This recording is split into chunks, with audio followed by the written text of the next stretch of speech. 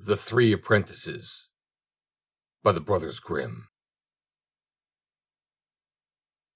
There were once 3 apprentices who had agreed to keep always together while traveling, and always to work in the same town. At one time, however, their masters had no more work to give them, so that at last they were in rags, and had nothing to live on. Then one of them said, "What shall we do? We cannot stay here any longer. We will travel once more, and if we do not find any work in the town we go to, we will arrange with the innkeeper there that we are to write and tell him where we are staying, so that we can always have news of each other, and then we will separate." And that seemed best to the others also. They went forth, and met on the way a richly dressed man who asked who they were. "We are apprentices looking for work. Up to this time, we have kept together. But if we cannot find anything to do, we are going to separate." "There is no need for that," said the man. "If you will do what I tell you, you shall not want for gold or for work. Nay, you shall become great lords, and drive in your carriages." One of them said, "If our souls and salvation be not endangered, we will certainly do it." "They will not," replied the man. "I have no claim on you." One of the others had, however, looked at his feet, and when he saw a horse's foot and a man's foot, he did not want to have anything to do with him. The devil, however, said, "Be easy. I have no designs on you, but on another soul, which is half my own already, and whose measure shall run full." As they were now secure, they consented, and the devil told them what he wanted. The first was to answer, "All 3 of us," to every question. The second was to say, "For money." And the third, "And quite right, too." They were always to say this, one after the other, but they were not to say one word more. And if they disobeyed this order, all their money would disappear at once. But so long as they observed it, their pockets would always be full.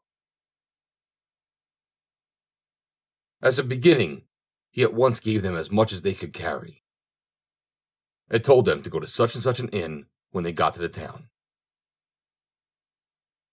They went to it, and the innkeeper came to meet them and asked if they wished for anything to eat. The first replied, "All 3 of us." "Yes," said the host, "that is what I mean." The second said, "For money." "Of course," said the host. The third said, "And quite right, too." "Certainly, it is right," said the host. Good meat and drink were now brought to them, and they were well waited on. After the dinner came the payment, and the innkeeper gave the bill to the one who said, "All 3 of us." The second said, "For money." And the third, "And quite right, too." "Indeed, it is right," said the host. "All 3 pay, and without money, I can give nothing." They, however, paid still more than he had asked. The lodgers who were looking on said, "These people must be mad." "Yes, indeed they are," said the host. "They are not very wise." So they stayed some time in the inn, and said nothing else but, all three of us, for money, and quite right too. But they saw and knew all that was going on. It so happened that a great merchant came with a large sum of money, and said, Sir host, take care of my money for me.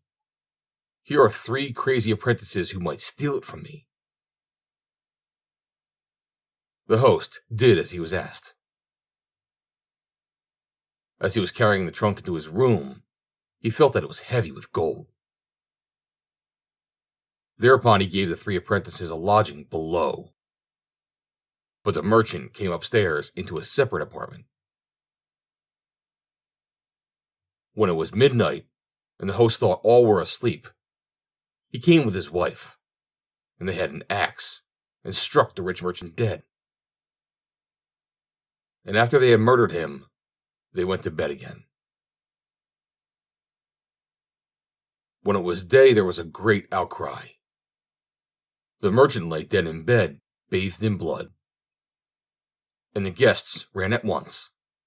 But the host said, The 3 crazy apprentices have done this.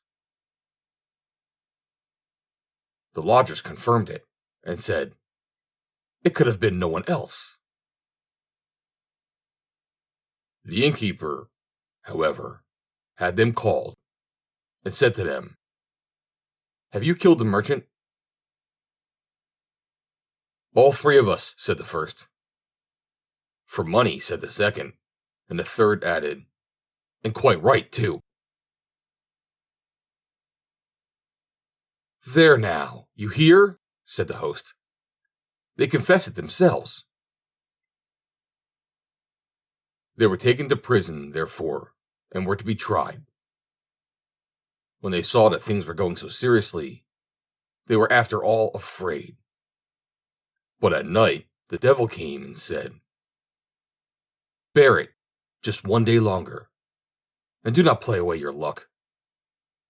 Not one hair of your head shall be hurt. The next morning they were led to the bar, and the judge said, Are you the murderers? All 3 of us. Why did you kill the merchant? For money. You wicked wretches! You have no horror of your sins. And quite right, too. They have confessed and are still stubborn, said the judge. Lead them to death instantly. So they were taken out, and the host had to go with them into the circle. When they were taken hold of by the executioner's men, and were just going to be led up the scaffold where the headsman was standing with naked sword, a coach drawn by 4 blood-red chestnut horses came up suddenly, driving so fast that fire flashed from the stones, and someone made signs from the window with a white handkerchief.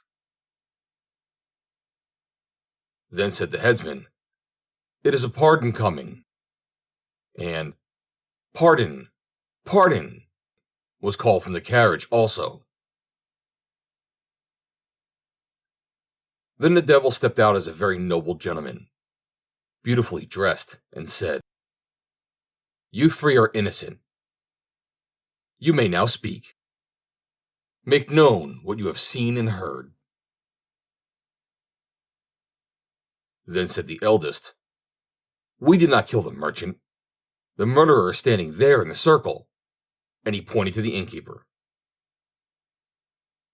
In proof of this, go into his cellar, where many others whom he have killed are still hanging. Then the judge sent the executioner's men thither, and they found it was as the apprentices said. And when they had informed the judge of this, he caused the innkeeper to be led up, and his head was cut off. Then said the devil to the 3, Now I have got the soul which I wanted to have, and you are free, and have money for the rest of your lives. The end. Read by Joe DeNoia, Somerset, New Jersey. June 13th, 2020.